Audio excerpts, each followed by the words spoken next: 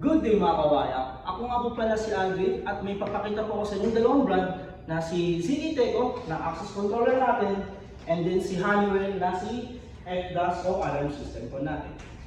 So ngayon, meron po tayong dalawang magnetic lock dito and then meron po tayong controller and then lastly yung no exit button natin. And then lastly, meron po tayong mga detectors, MCP, sounder, and then yung mga other modules po natin. And hindi po pwedeng mawala ang panel po natin. Okay. So ngayon may papakita po ko sa inyo na yung ZE Teco natin na Enviroproc na 2 doors. So ito yung door 1 natin and then yung door 2 natin.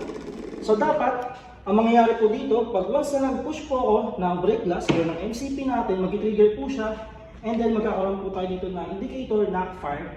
And then itong dalawang door magnetic lock po natin ay biglang mag-open.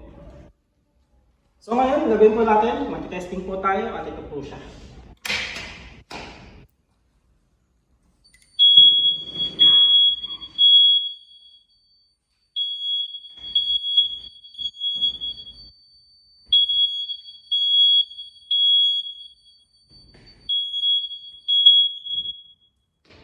So nakita nyo naman dito ang ginawa nating integration na meron tayong ZE Teco na access controller and then si Honeywell na FDAS alarm system po natin.